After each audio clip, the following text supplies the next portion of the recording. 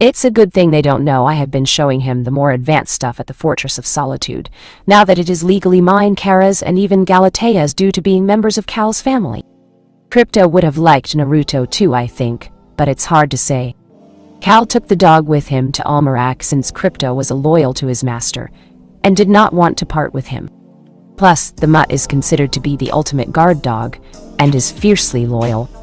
Maxima will no doubt see him as another means of protecting the royal family, once Cal becomes a father to what will no doubt be his small army of children.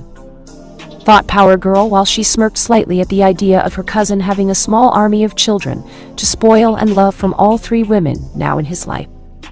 He clearly deserved it. "Did you take his offer?" asked Green Lantern curiously. "I was thinking about it. Times being what they are below and here on the surface of the planet, it seems now is the best time to find ways to purify the ocean of toxic elements there. Given the sensitive nature of this situation, given it could affect the Earth beyond the waters I rule surrounding Atlantis, I wish to find out what the rest of you think on the matter," said Aquaman while the others looked at each other. "Well, it would be good for the environment. And it's not like he's asking you to give up technology that can be used into a weapon," offered Power Girl, knowing it would help her lover's shadow clone get the backing he needed. "True, but we all know another man's means of helping could be used by another to cause harm. What is a tool for some is a weapon to others," remarked Green Lantern, knowing even the most useful tools could be used for evil purposes, without the latter being the intended purpose. Like using a hammer. Sure, it could be used to put nails in wood, walls, and other building materials, but it could also be used to smash in some innocent person's skull, or possibly break said person's bones when used with enough force. I went over the current technology that could be combined with what Uzumaki Menma could use with his own, and so far I don't see it being weaponized by him. Of course, I have to see what he would actually use with my technology before I could make an accurate assessment. Which is why I need your opinion on whether to agree to the meeting, said Aquaman with the others looking at each other. "Well, I think you should do it. At least see what he's bringing to the table before saying no," offered Flash with Aquaman nodding. "Flash has a point? You need to see what he has to offer that could be mixed with your own technology before saying yes or no," said John calmly, knowing it was true. "I think it would be a good thing to do. Even now, Whirlpool Inc. is considered by many as an environmentally friendly company. Not to mention has been getting quite a few of the more notorious criminals a means of starting over. Matt Hagen is doing movies again when he's not being a spokesperson for the company. Poison Ivy has become Dr. Isley and is creating ecological-friendly plants instead of being her usual eco-terrorist self. A lot of our usual villains on our list of targets is shrinking. Namely, those who come out of Gotham," remarked Shayera, as she was happy for that since a lot of Batman's enemies spread out beyond Gotham when they were tired of dealing with the Dark Knight in his own city, and felt the need to go out to make their bones beyond his reach. Only now they were either redeeming themselves, or were dead. And it is not just Gotham either that's getting a decline in the overall villain population either. Metropolis too. Just last week, Metallo showed up and trying to take over as the head of the new crime syndicate he's been trying to start up. He thought with my cousin gone, taking over Metropolis would be easy. Only when I got to his base to deal with him, the man along with all his men were dead. The kryptonite used in his chest was destroyed, and Metallo's body was melted down in various places. I only knew it was him due to half of his face being melted and the residual feeling of the poisonous energy still hovering over the place, remarked Power Girl, knowing Naruto had done it and he had whispered where to find the place knowing she would hear him. "Do you think it was the ninjas we have been having a hard time tracking down?" asked Green Lantern curiously, with Steel nodding. "I wouldn't put it past them. But the most troubling thing right now is the public support gained from these actions. It is slowly growing in a positive light," remarked Steel, as he was unsure how to feel about it, and wondered what the others' thoughts about the issue. "How? How can people support it?" asked Flash in surprise. While knowing many of the villains in Central City have been laying low right now, due to fearing they will be the ones targeted by these ninja? Unfortunately, the justice system which we uphold isn't perfect. They know this. These ninja knows this, and of course our enemies know this. The most powerful ones who get away with their crimes are dead.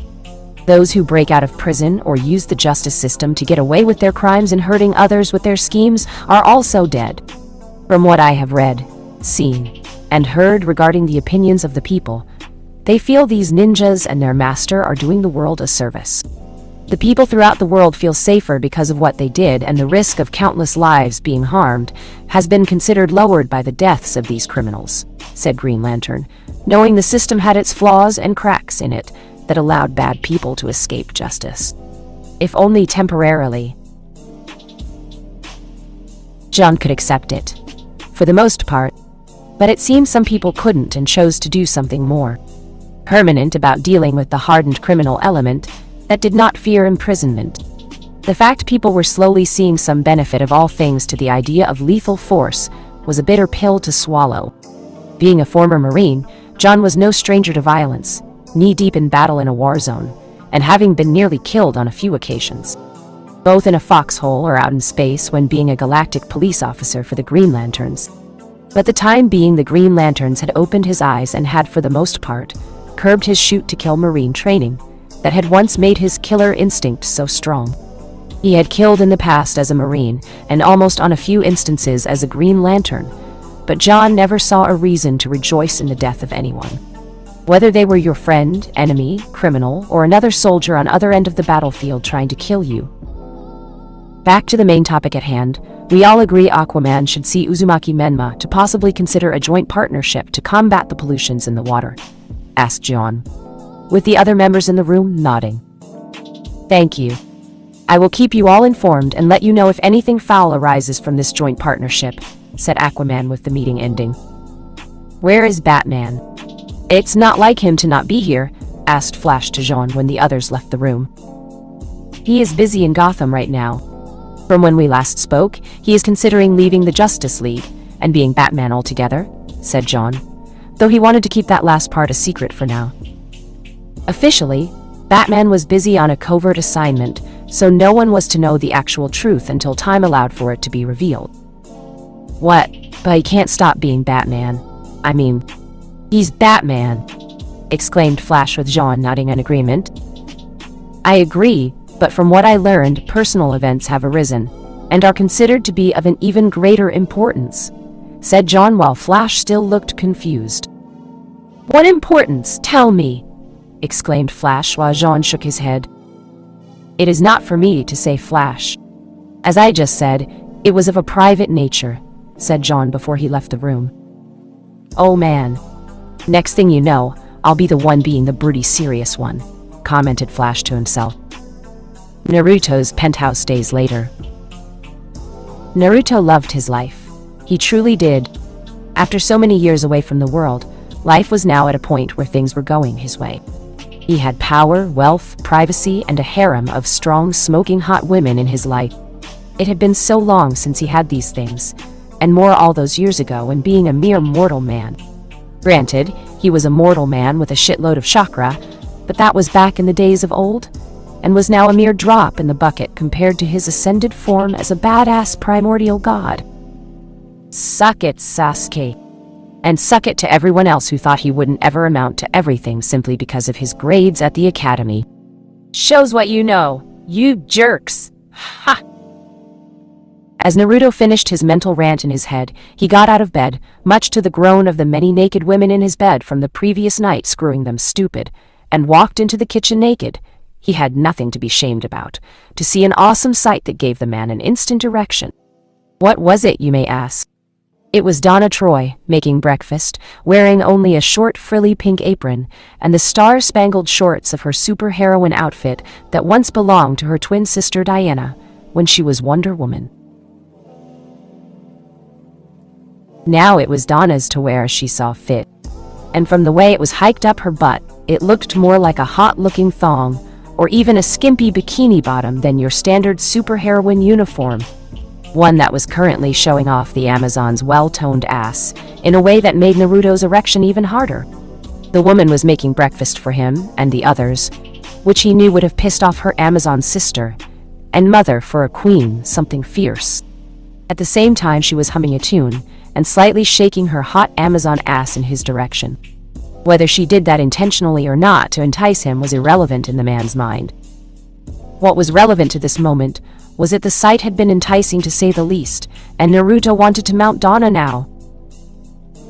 Getting silently behind Donna, the primordial god of a long-since-dead era forgotten to all but himself, shamelessly parted the woman's star-spangled shorts and thrust right into the Amazon's waiting snatch. Naturally, the Amazon woman had gasped in pleasure at the sudden intrusion by his impressive dick and one of his firm hands grabbing one of her impressive breasts. She tried to say something to him, but the man silenced her with a passionate kiss and thrust hard into the woman without mercy. This wasn't the first time he had done this with Donna, or even the other women he was with when they were up in the morning and making breakfast. Though with Donna, he had the pleasure of seeing the Amazon woman wearing the Wonder Woman outfit, and at times having her strip out of it for his amusement. She even modeled it in front of him on several occasions after becoming Wonder Woman, which occasionally led to him stripping her of the uniform before screwing Donna with just the boots she had on. Can you imagine what your mother would think if she saw you here, with me, like this? What your Amazon sisters would think. To see you, Donna Troy, their Amazon princess of the Masira, who recently became the new Wonder Woman, bent over in a kitchen, and fucked like a common whore, asked Naruto into her ear and felt Donna's pussy tighten at the thought. Mother would be horrified. So would my sisters. They would be ashamed of me. If they only knew Diana was no doubt being treated the same way right now by Superman, I bet it would age Mother a couple of centuries off her immortal life, exclaimed Donna, while the very idea of her mother and queen being scandalized at the idea of her two daughters being sexually dominated by their male lovers. Diana being taken by Superman. Donna herself being taken by Naruto. Of course, Hippolyta knew Diana was in a relationship with Superman. She accepted that fact, reluctantly and with barely any restraint in the desire to kill the Man of Steel on the spot for courting Diana, much less betting her. After Diana and Kal-El began their not-so-secret relationship in seeing each other, the Queen had put her hopes on Donna being the most pure of her daughters, both mentally and physically. As far as the Queen was concerned, Donna had not laid with a man, and was praying she never did, or at the very least, not get roped into some harem and being used for some man's sexual gratification. Alas, it seemed that history was repeating itself in terms of one Amazon daughter, of the Amazon Queen following in the footsteps of her big twin sister. I bet she and the others would be horrified, seeing her youngest daughter being taken in such a display of submission by a man. If your mother only knew this was but one such sexual display you've done for me, that would gain further disapproval from her. Not to mention me fucking you sometimes when wearing your Wonder Woman outfit, or just fucking you when just wearing the boots. None of your Amazon sister, much less your own mother, would be able to look at you, or the armor with pride ever again, exclaimed Naruto while thrusting harder and saw Donna was really getting off on it. No, they wouldn't. They would look at me with disgust. They would denounce me as an Amazon and as their princess, exclaimed Donna. No, it was true, and she would most likely be considered a disgrace in their eyes. Maybe I should take a lewd picture of you covered in my seed. Maybe I should send it to the Amazons, to the Queen. Maybe I should show them what you have become when in the presence of a primordial god like me. A horny woman who spreads her legs for a man when he wants it. A horny woman who performs her womanly duties just as any other domesticated woman would in your place, offered Naruto, knowing he wouldn't really do it, but letting Donna picture it in her mind definitely made the woman like such a dark, perverted idea to manifest if her squeezing his cock harder with her pussy was any indication. He just loved making Donna act like a naughty, perverted woman. Someone is feeling frisky this morning, commented Tala, as she watched Naruto take Donna from behind with great zeal and desire in each of his thrusts. Not that she was against him doing it, since the primordial god did such a thing to her and the others on multiple occasions. If it wasn't Donna or Tala herself, Starfire would be the next possible choice, followed closely by Harley, the 3 Kryptonian women, and every other woman he seduced into his harem. Would you prefer it any other way? questioned Naruto, while not stopping his intended mission this morning in making the Amazon woman scream out his name for everyone to hear. Not at all. It is quite possibly my favorite morning show, said Tala with amusement in her voice, while using magic to continue making the food Donna had been in the process of making while enjoying the sight in front of her. That's because you, like the rest of us, sometimes get to be part of the morning show, commented Harley before she yawned and came walking out of the bedroom. Guilty, remarked Tala with a smirk on her face before Donna's orgasm was seen by them and heard by the others in the bedroom. So what is on the agenda for today? Asked Harley curiously, while Naruto held Donna close and enjoyed the feeling of his essence filling the Amazon warrior woman. Well, I was thinking of getting everyone together for an important event that will, if it is done correctly, greatly extend everyone's life expectancy, said Naruto after getting his mind to focus on them instead of the hot piece of Amazon ass grinding against him for another round. Extend our life expectancy? Asked Harley curiously. Yes.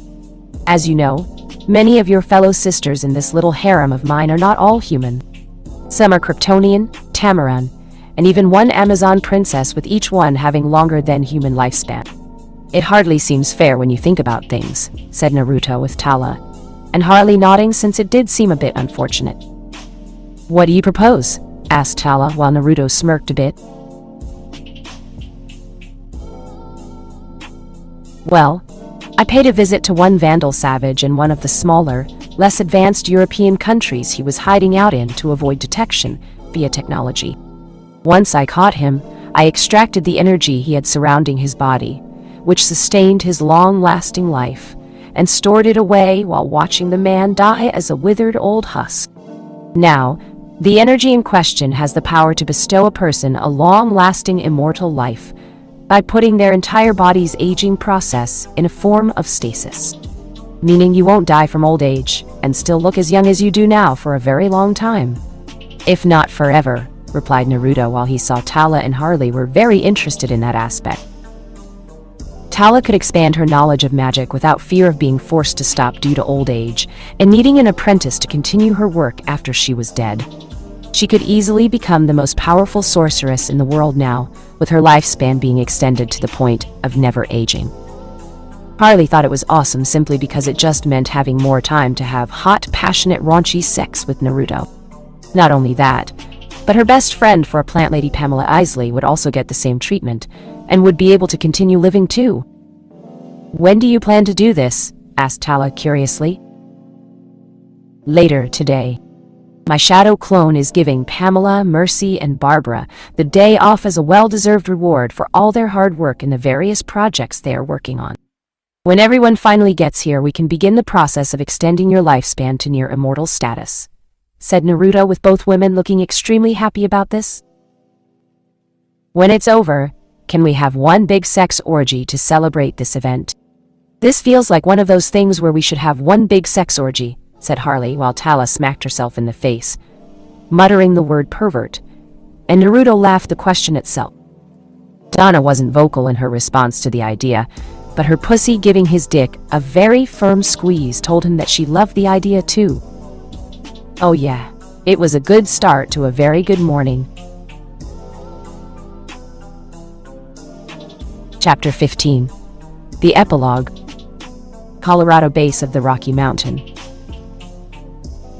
Beast Boy, former member of the Teen Titians, was in the forest outside of some town in Colorado near the Rocky Mountains. The green changeling was essentially a shadow of his former self. His hair was messy and long. He hadn't bathed in months and acquired fleas and ticks. His clothing was tattered and patched up in various places. Around him was a scattered mess of clothing and other things he was able to take with him after being kicked out of the Titans. Of course, with no monetary wealth, Beast Boy found surviving without friends, comrades, and of course money to be quite the challenge. He sold what possessions were of least value to him, which wasn't much considering most of his stuff had been either filthy or broken for a long time in his room of Titan's Tower. The green changeling was lucky to have made it this far on his own. It took even more effort to make the shack he now lived in and the bonfire to stay warm during the colder days that were becoming more frequent. As he sat there, Beast Boy was cursing angrily in his already damaged mind at the events surrounding his situation and how things got so bad for him. Stupid Titans. Stupid Justice League. Stupid Terra. Stupid Raven, thought Beast Boy while he growled at the last name running through his head. In his mind, it was all Raven's fault.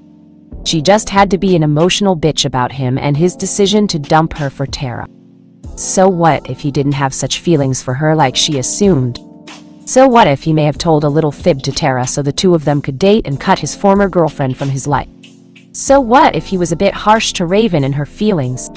She and her problems with her powers wasn't his problem the moment he ended the relationship with Raven. Her being a weeping bag of emotional garbage was just not something he intended to deal with any time in the future, once it was all said and done.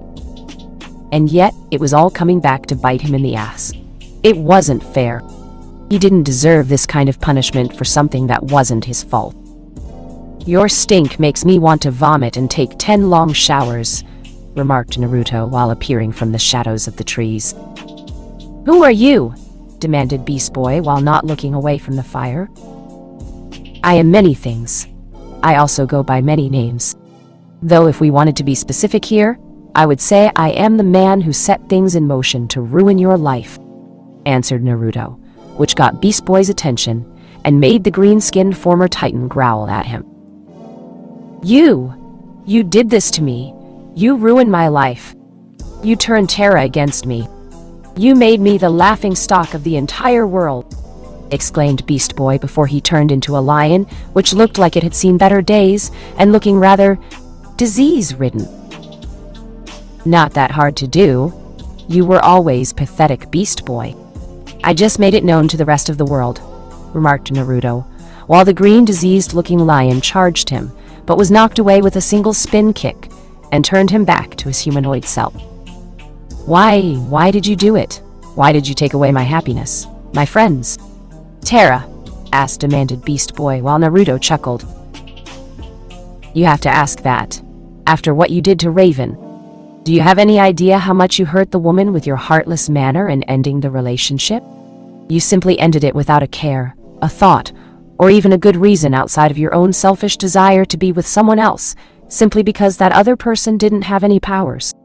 You didn't care how it ended for Raven, only that it did end. And damn the people it hurt in the process," answered Naruto while Beast Boy snarled. "So this is about her. You care about her. You care how she thinks, she feels, and acts. No one truly cares about her. She is emotionally unstable. One false move or act and boom. Instant destruction of something around us," exclaimed Beast Boy, while the ninja in front of him sighed at the changeling's reasons.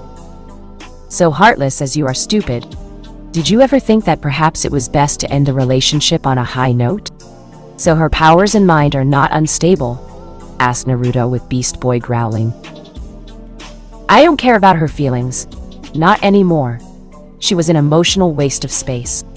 The only good thing about Raven being a part of the Titans was using her powers to fight the heavy hitters we faced. She was a big fat target and everyone would target her first before they went after me," replied Beast Boy while Naruto's eyes narrowed. "You never cared about her. You were using her," whispered Naruto, while Beast Boy just let out a dark chuckle. "Not at first. I actually did like Raven. She was smart, serious, had powers that could do all sorts of things.